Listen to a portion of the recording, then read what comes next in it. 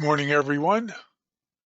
Welcome to the Easy Power series, Introduction to Protective Device Coordination. This is part 4, which is basically the wrap-up of the series. And I want to emphasize that this is an introduction to protective device coordination. It's not necessarily an in-depth treatise on the topic, but it's a very good starting place. Apologize to those of you that were affected by the technical issues we've had in the last 2 weeks. I think we've got them solved. And as always, we'd like to start with a couple poll questions. So if you would please answer with respect to your particular situation. So the first question is, how often do your projects include neutral resistant grounding in either the transformer neutral or anywhere else in the system? So let me see if I can give you a feedback platform. Again, there's no obligation, there's no right or wrong answer, strictly just your experience. And we've noticed over the last few years a migration towards resistance grounding as a protection or a mitigation factor as far as arc flash hazards. Looks like we're close to a quorum. Let's leave this open another 5 seconds. All right, thank you. Here's how folks have weighed in. Excellent. That pretty much reflects what I just said. Good. Second question is, how often do your projects include arc flash sensing relays? Again, this is a little off topic, but it's germane in a couple different ways that we'll touch on.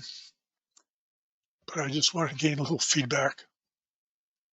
For those of you that haven't attended before, you will receive via email a certificate of attendance for the time you spent in this webinar. And most people use it to substantiate their extended education credits. Okay, we're almost to a quorum. Let's give this another 10 seconds. All right. Here's how folks have weighed in. Excellent. Now the significance of this is EasyPower can't simulate the flash of light that the relays are sensitive for. And so in terms of simulating it, it's a matter of predicting what the reaction time would be to that event tripping the relay. And so we cover that ad nauseum in other webinars. If you got questions on it, I encourage you to check it out. And then finally, how often do your projects require overcurrent protection on generators? And again, we'll be touching on this at the tail end of the presentation today. And it was requested early on, so I've included it in the material. Okay, we're almost there to a quorum. Let's leave this another 10 seconds. Excellent. Here's how folks have weighed in there. Very good. Again, appreciate everyone participating, and let's jump into our presentation. So, as we've kind of repeated, we started off with the basics in week 1. Part 2, we talked about fuse protection and the NEC guidance as far as mitigating certain systems based on fuse protection. And then last week, in spite of technical difficulties, we tried to cover the breaker references for protection, coordination, and the NEC guidance therein. Today we're going to be covering relays, generator protection, and system coordination. So relays have a lot of legacy relationships to the way terminology is used and the reference to their capabilities. First of all, there's a list of ANSI codes that in general describe what the function of that particular relay is. It's important to know that as you're designing system protection, that you develop an overlapping zone of protection. And we'll kind of detail that shortly in a little bit more emphasis. Then we're going to be touching on grounding relays, talking about generators, and then try to go through a couple different examples. So it's important for those of you that don't know that high voltage breakers are classified on the way that they're designed to extinguish an arc, which is prevalent when you open up any breaker. So in high voltage classifications, there's air blast using compressed air to quench the arc, the internal arc. There's a vacuum breaker, which reduces the plasma potential for the air in the area of the spark. There's FX6, which is under pressure gas, which is resistant to arcing plasma. And then finally, there's breakers that have oil insulating material, which again reduces the amount of arcing internal to the breaker. None of the breakers, and this is the most significant part, none of the breakers have built-in overcurrent sensing or overcurrent actuators. And so it's necessary to have a relay that can provide that function, and then is used to activate the breaker. Now, relays can be used in high voltage, medium voltage, and low voltage.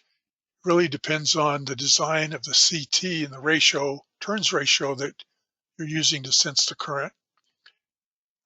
And so part of that involves the interface between the relay itself and whatever type of breaker you're going to be activating.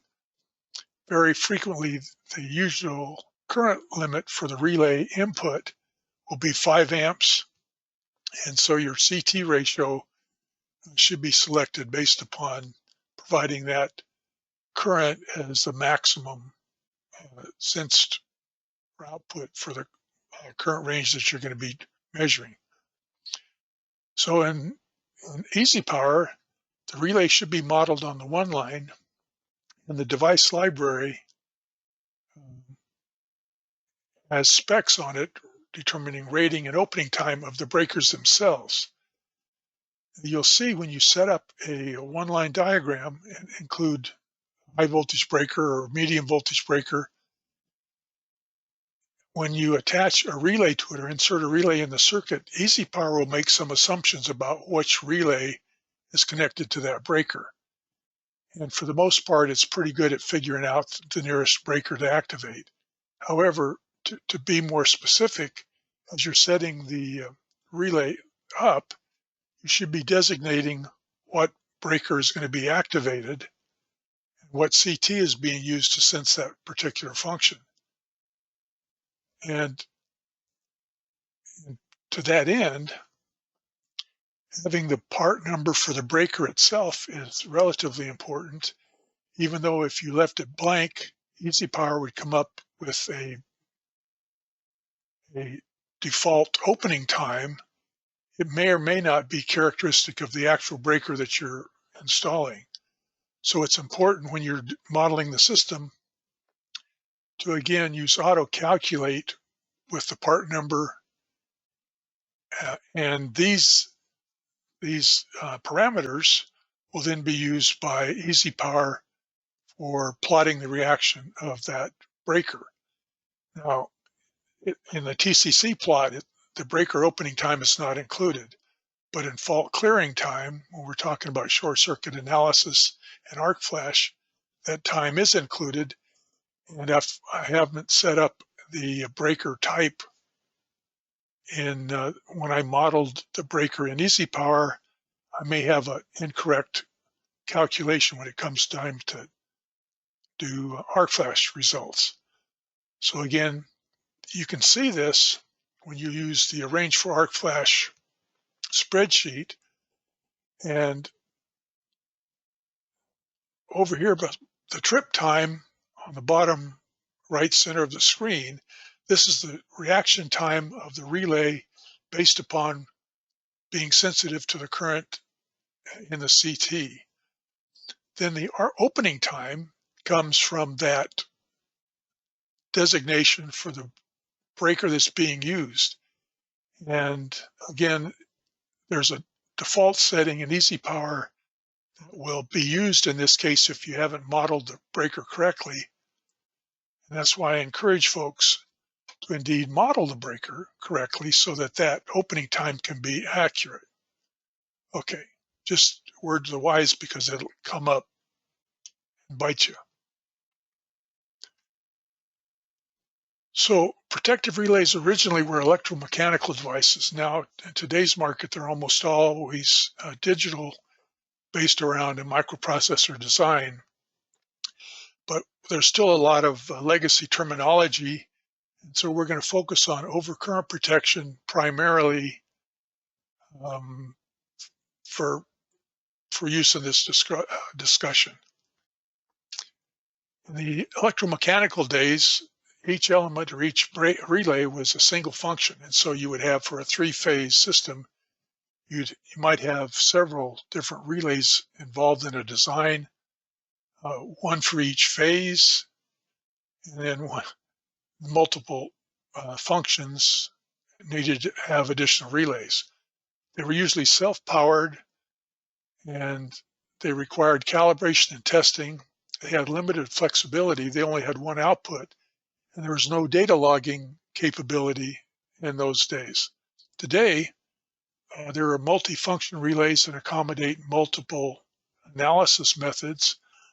Most always they include a three-phase input, and they can be programmable. They are complicated, and frequently the user's guide or the tech manual can be a fairly verbose document. They do require control power.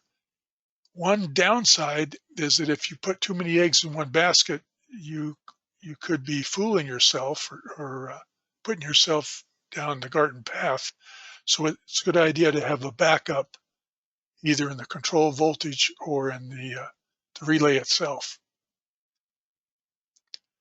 So I mentioned the ANSI listing of functions. We're going to primarily talk about instantaneous overcurrent and time delay overcurrent for this introduction course. So the real-time overcurrent function is 51. It has the ability to use a moderately inverse curve, a very inverse or extremely inverse based upon the slope, whereas electromechanicals always had fixed characteristics. Digital relays can be changed. And so here's an example. The moderately inverse is flatter, if you will, whereas the extremely inverse is much steeper, and they're all inverse functions, which means the higher the current, the quicker the reaction time.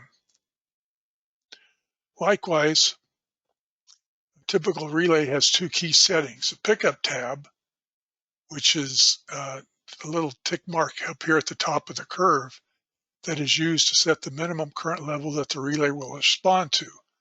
So based upon these tick marks, any current range up until that point will not activate or even cause the relay to sense the current. The time dial, which is essentially a delay, sets the speed of the relay given the curve type. So the time dial will elevate the slope using the same slope, but elevate the time relationship. So the TCC relays, the TCC plots are for relays response only, activation time. That is, we don't include the opening time of the breaker. And then instantaneous trip functions is function 50, and it's the instantaneous trip where the element above that point will pick up with no intentional time delays. Now, digital relays can have this time delay associated with it, and also set this as a separate function from overcurrent. But you need to be aware that the function responds to a DC offset current sometimes, and usually that's part of the data sheet, and EasyPower will give you an indication when that's the case. Now, it's not really that critical, but the vertical line down to time equals 0 is not really a vertical line. And so the delay time is going to be based upon the inverse or extremely inverse selection. The instantaneous function, though, is going to be the point at which any current above that point will cause instantaneous response of the relay. Now you can include or add a time delay to instantaneous, which makes the function a definite time response. And it can be very useful for arc flash reduction because it can improve coordination with downstream breakers and relays. So what we're talking about is this horizontal line, which is a definite time delay between current, and it can be useful in arc flash reduction without necessarily getting involved in coordination. Now we talked about neutral line to ground connections in the CT. To model them in EasyPower, you want to put the impedance set up in the transformer dialog box, and then you can put an impedance of the resistor that's going to limit the current, and then to make that current activate a relay, you'd have to set the CT up in the horizontal section, and you want to set it up between the resistor and the white connection in the neutral versus on the ground side. So the CT short time thermal rating is a concern. Let's not go there quick. So you don't want to use too low of a ratio, because you may or may not want to trip it as quickly as you would on a higher current fault. So it's important to note the CT should be between the Y point and the resistor, not the resistor and ground.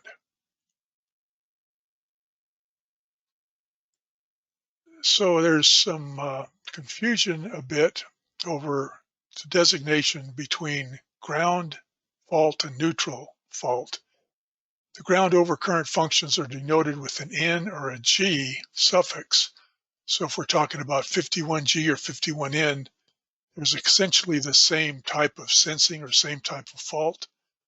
There's no standard regarding the use, but you need to verify how the ground current is being measured regardless of the term used.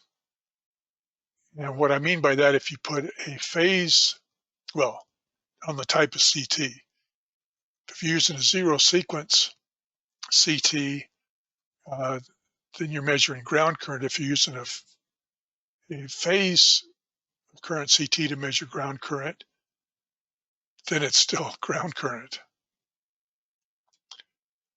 So proper performance is critical in terms of selecting the CT that you want to use for any particular function. And the fidelity is an important parameter. You don't want to use a CT that will reach saturation in the range of current that you want to be sensing. Frequently, they use number 10 copper wire on the secondary, and overburdened CTs can saturate even with low burden digital relays. So it's an important part of the process of selecting your CTs. Now you'll see when we get into EasyPower that coordination time intervals can be projected between low voltage breakers and trip units, and the TCs include all breaker operating time and tolerances.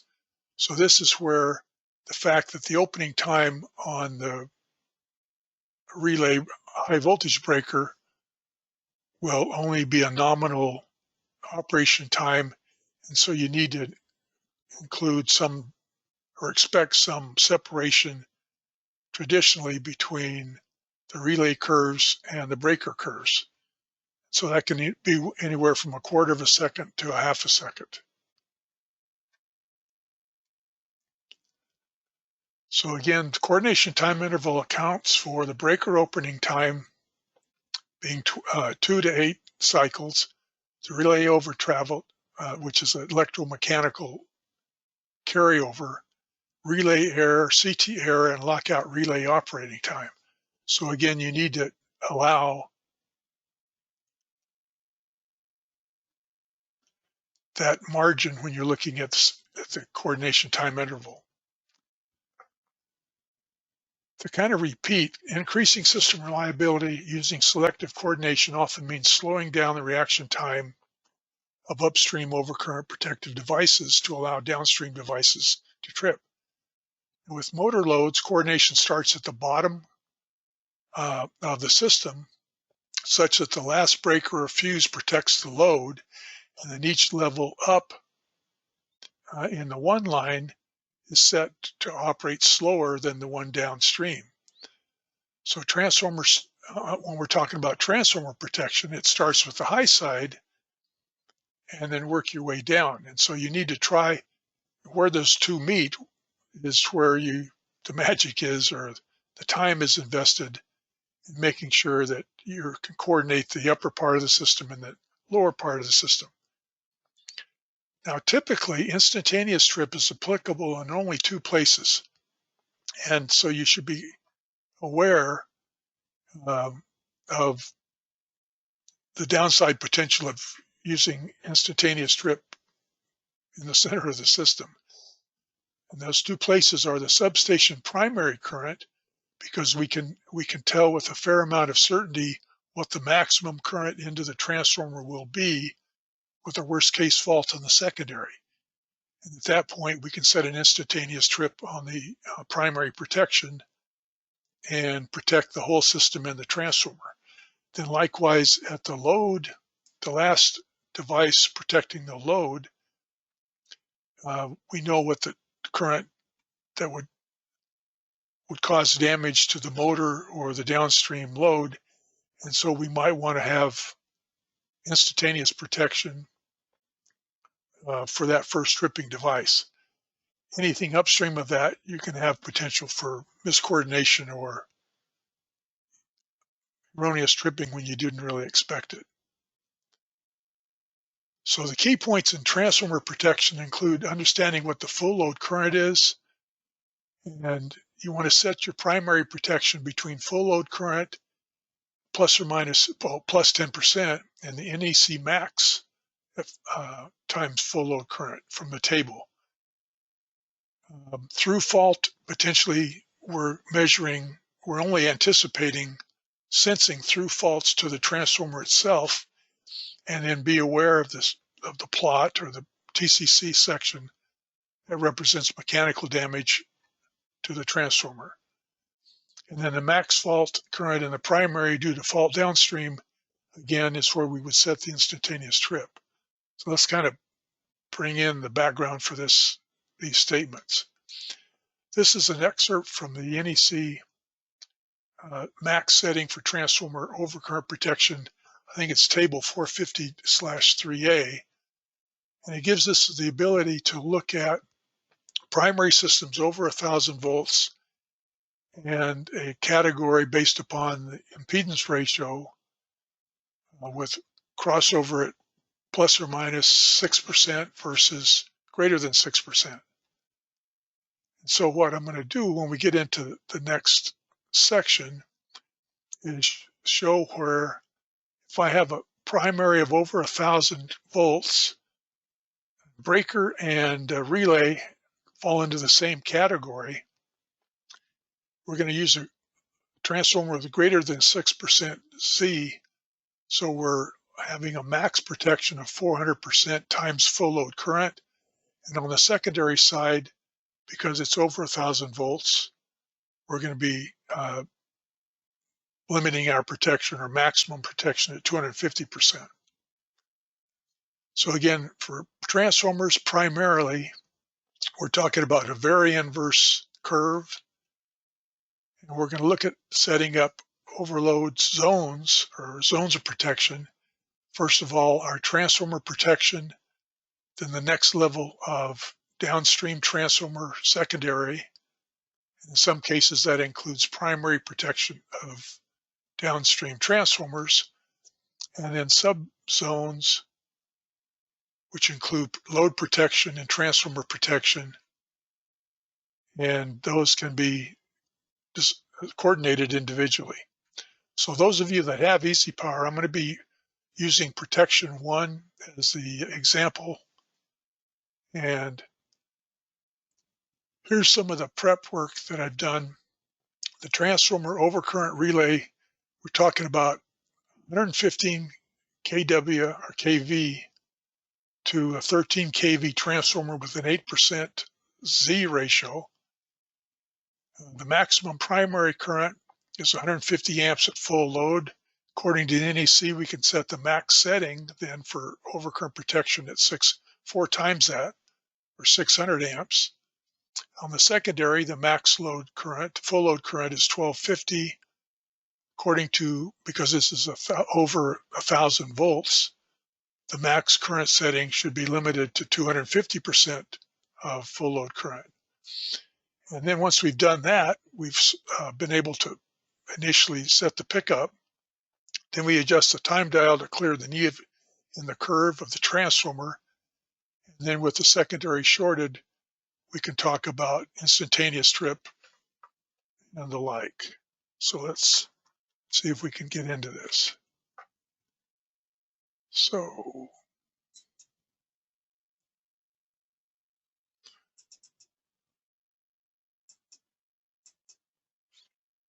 let's do instantaneous. All right, so I've already saved these displays. So I'm going to go to coordination and open up my plot for primary overcurrent relay. And what we see when this main switchgear bus is faulted, the secondary of the transformer is faulted, the max current into the transformer primary is 1116 amps. We've decided our CT ratio is 200 to 5 on the primary side. And so according to the National Electrical Code, our full load current, I'll say, so there's a couple things to point out. First of all, EasyPower selected 13.8 to be the basis for my plot because that's the lowest voltage in the section that I picked up. But I want to talk about primary current. So I'm going to right click and set this 115 kilovolt scale as my reference for primary protection. And so this tick mark here, which is the full load current rating for the primary side of the transformer, we calculated to be 150 amps. And if I look down here at the bottom of my screen and hover over that tick mark, I can see indeed it's 150 amps.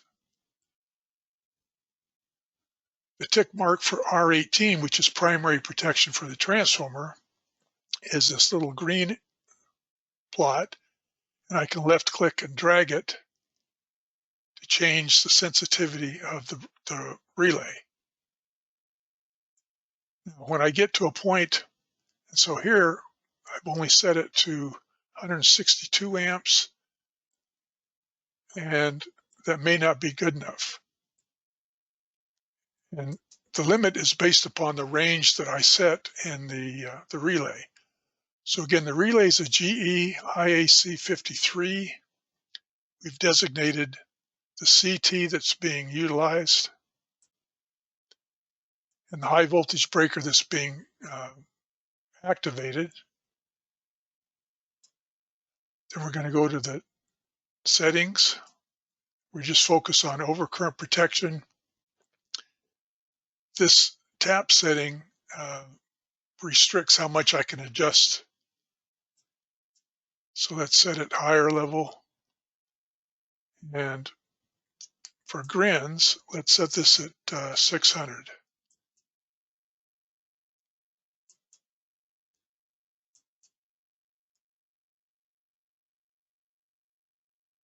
Which looks like it's not going to get there. There it is. And so we're going to start off with the time multiplier of 4.6. We're using a very inverse curve. We're going to see how this looks on my plot. So this green tick mark is where we're looking. Now, this is set for 620 amps if I look at the set point at the bottom of my screen. With the current set this high, look how much we're going to be intersecting the damage. So this solid line is the damage curve of the transformer. Let's open up the dialog box. And so I'm not going to plot a derating curve because we have a resistor in the neutral leg. And so the dotted line is my full load 100% damage curve. And so having the relay set this high is going to basically protect nothing.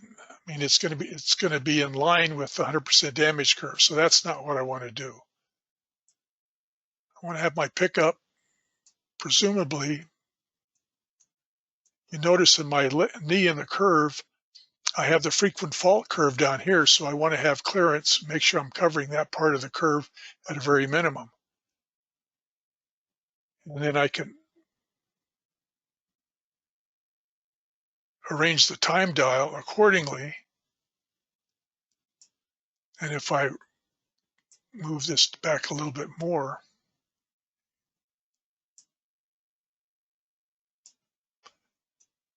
okay, so there's a first order approximation on the primary protection. I'm concerned about the low current, high time rate causing thermal damage. And so I'm going to be depending upon the secondary protection for that area. So I'm going to go down. Well, before I go there, we know where the maximum current is for our instantaneous setting. So anything above or within 1100 amps is going to be indicative of a fault downstream or a fault even internal to the system. So I want to set my instantaneous for the relay at just under 1100 amps.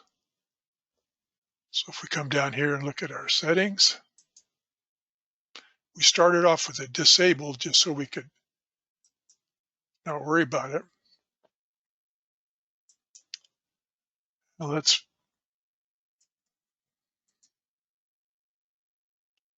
go to the higher range.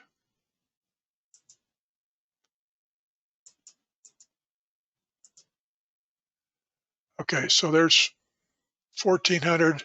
I'm looking for 1100. So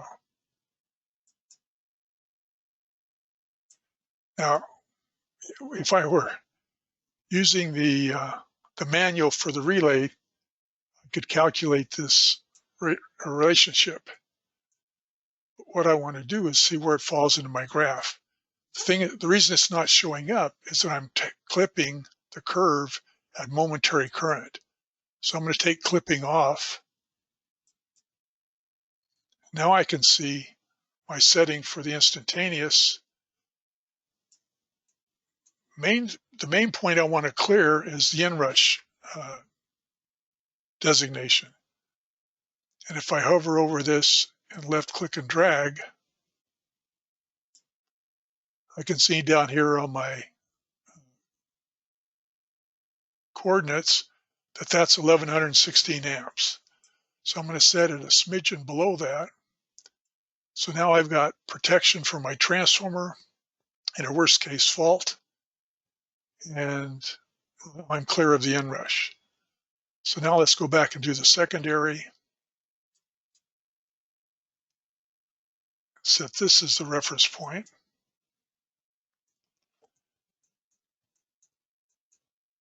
And again, I have the ability, or at least clearance from the NEC, to set this at 320. The full load current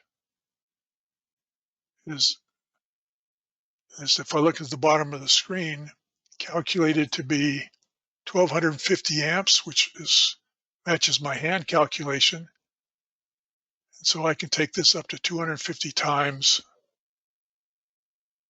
2.5 times that, which would be 350. And again,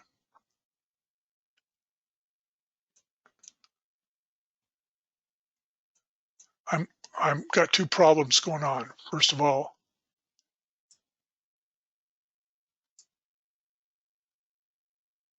I'm going to be intersecting my primary, which I don't want to do. And although I'm providing clearance, I need to reduce my time delay.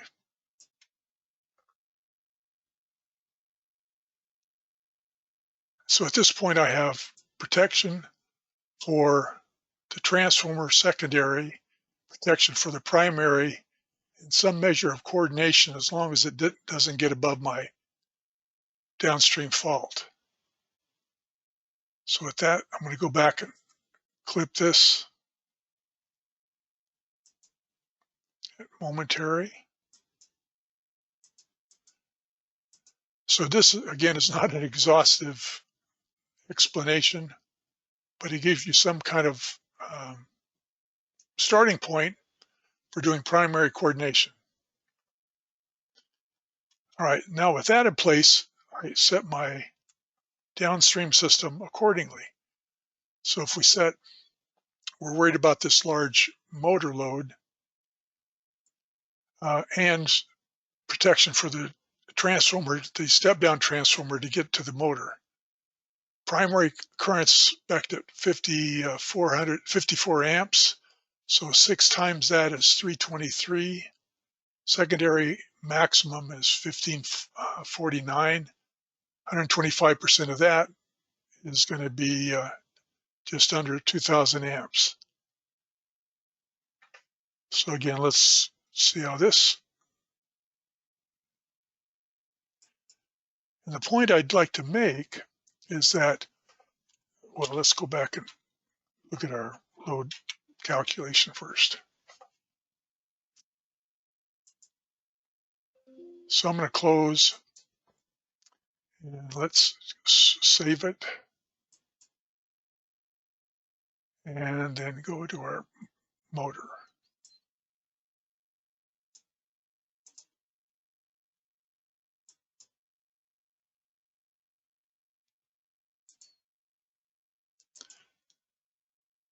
All right. So again, we start at the motor. The motor damage curve is this chair, and it's color coordinated. If I right click, go to options, and on my one line, check sync line colors. And so we want to have protection that falls to the right side of the starting curve and to the left side of this thermal damage curve, which is a short stubby thermometer bulb. We don't want to have, so we set up BL3 with this pickup to be able to allow full load current on the motor for an infinite amount of time. Clear the motor starting curve. A little bit concerned about this potential crossover right there. So we may want to move that out a smidgen if the breaker allows it. In this case, it doesn't. And there's a little bit of concern right there. So for first pass, that's not such a bad way to go. And then our next breaker up has the responsibility of being coordinated with the motor load and protection for the transformer, secondary protection. And so again, we looked at a fault here. That current would be independent of the downstream breaker. We can take that off and look at the clearance between the magenta breaker BL1 and the transformer protection, which has got a clear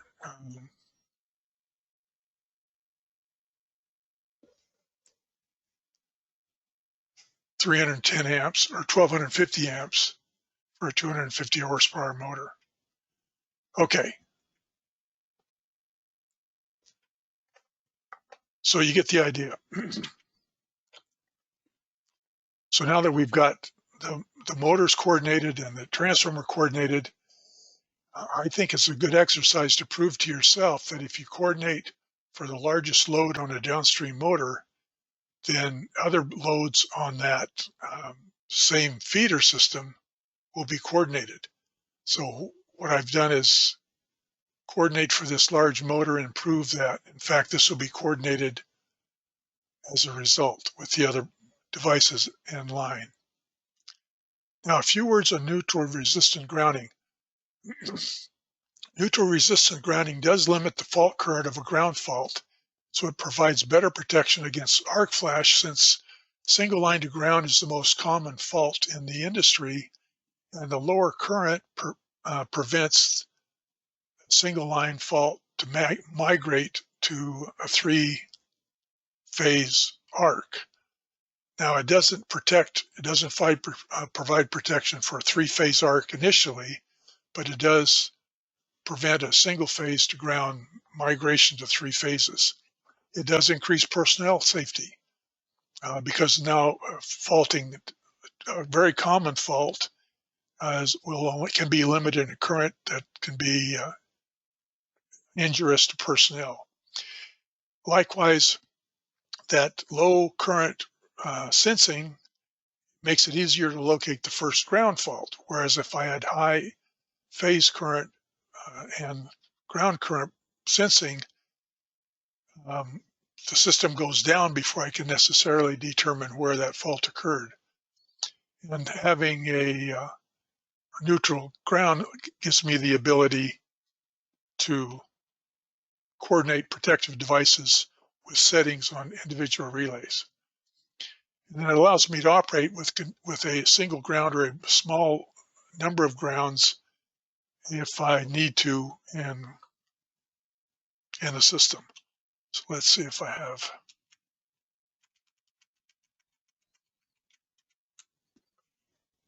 an example of that.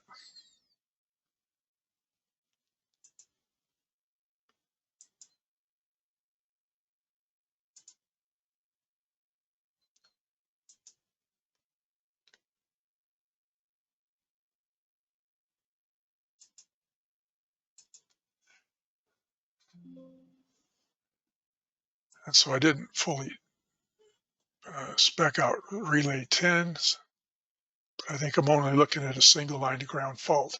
So for single line to ground fault, we have a resistor in the series, and we're measuring the fault current between R9 and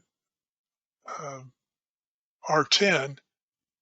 And with that type of fault downstream, we will see the reaction time on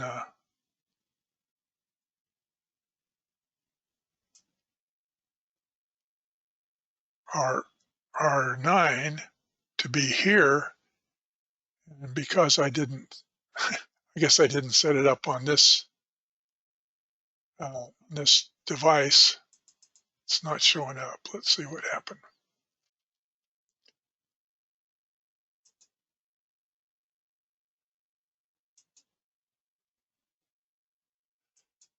Now, one of the things I'd like to do is on my specifications, rather than use function 1 and function 2, is make these indicative of what we're trying to measure. And so it's easier to find. So I'm looking at the ground settings and inverse curve. Don't. And then see what happens. Yeah, and so I was clipping the ground current sensing on R10. And so here we can see that I have coordination between one system and the other. If I select one, hold down Control and select the second curve, I can see the difference calculator projected, and then it tells me at what currents I have separation between those two devices. So it's up to over a second when I get to the lower currents.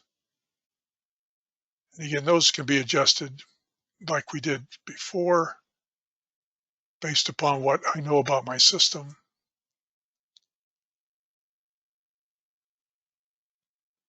What I know about the needs of doing coordination. Okay, ground is relatively simple. You got to make sure you're hitting the system with a line to ground fault, and you're showing up here under my phase ground, a ground coordinate fault. And it makes it relatively simple to set up. Okay, then I want to touch on generator model and protection. Basically, short circuit and a generator can actually decay over time, and it may or may not go away. And so in generator modeling, we don't call it a damage curve, we call it a decrement curve, and it's dependent upon the parameters of the generator itself. So what I'm going to model here is a permanent magnet, 750 kilowatt generator, 937 kVA, power factor of 0.8, efficiency 0.935. My subtransient reactants usually are on the data sheet, and I use these to model my generator. Now, generator protection, the function primarily for a breaker is long time pickup, and you set it to 115% to 125% of full load current, but below the cable ampacity rating. So in a large part, protection is going to be based upon the limitation of the cable damage. Then we want to set up the long time setup and the short time delay at a minimum. We can inspect the function of I squared t. And we want to set the instantaneous above the cable damage curve, but below the cable damage curve, but above the max generation current. And these have to be employing a decrement voltage to prevent clearing the generator under normal operations. So let me see if I can show this.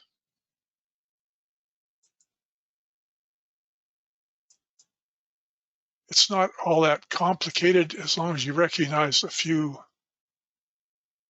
Let's see here. So here's my generator. And let me see if I've got it.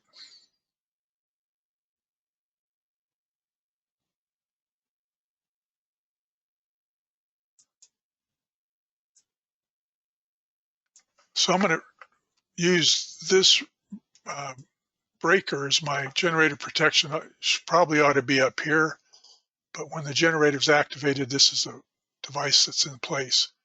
So these are all the parameters I put in. When we plot the curve,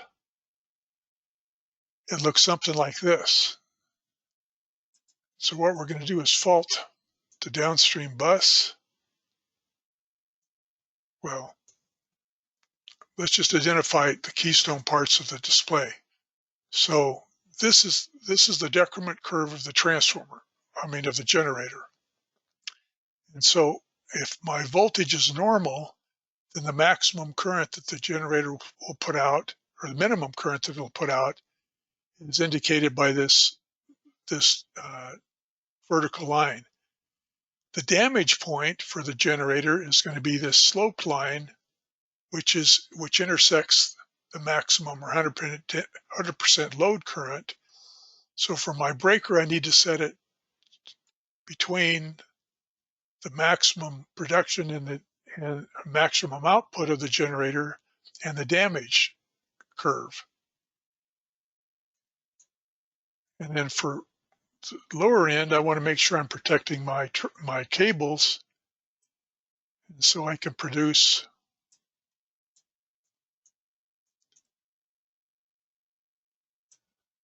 we want to have this crossover.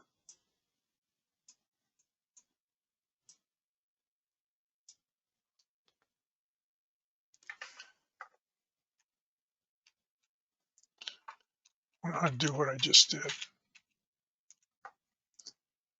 So based upon the voltage going to zero, I want to make sure that the breaker will trip on the decrement curve so it doesn't carry on with it when the generator is in full shorted mode.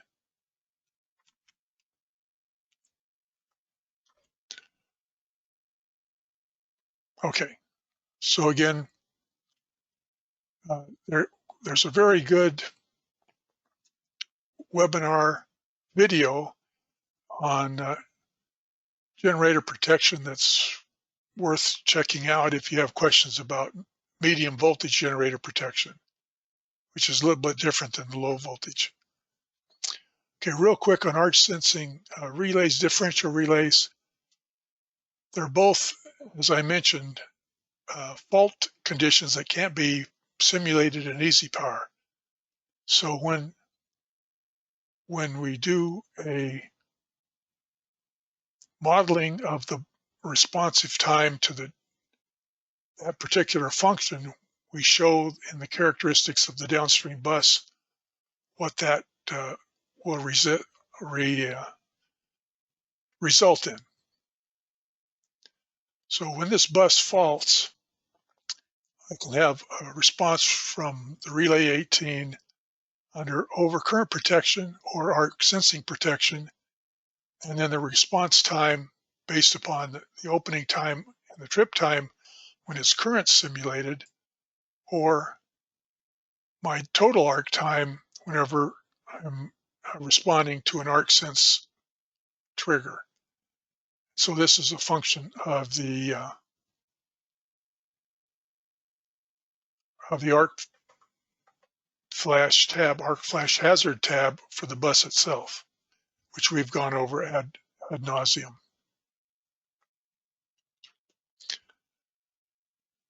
Okay, then real quickly, fuse protected on the transformer. Again, it gives us max fuse. When the fuse is a protecting device, the NEC gives us the ability to do up to 3 times the primary current. And then if it's using a breaker, we could use up to 6 times.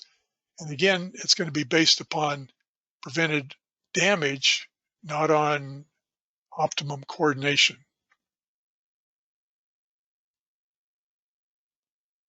So let me see if I have this example.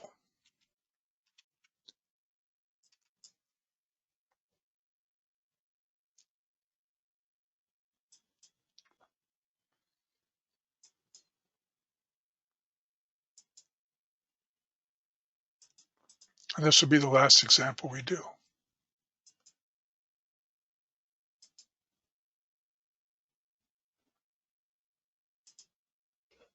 I think this is the one. Okay, and so what this gets us into is a little bit of a coordination issue between fuses and breakers, especially multi-case circuit breakers in the panel itself. So we want to have transformer protection, panel load protection, and then coordination, which we may or may not be able to illustrate on the TCC.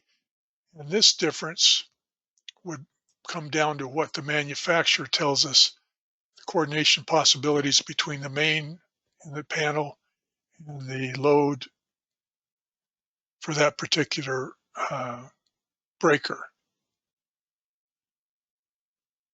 And then primarily the fuse is there for transformer protection. Non-trivial, and good luck with that. I can't give you much help on coordinating multi-case circuit breakers. Okay, to wrap it up, we've talked about transformer protection with relays, fuses, and breakers. We tried to coordinate primarily with overcurrent protective devices. We touched on motor protection and then the benefits of high resistance grounding, and just glossed over the arc sensing relay simulation. Thanks everybody for attending today. Sorry for the technical difficulties we've had the last two sessions, and look forward to talking with you down the road. Have a good day.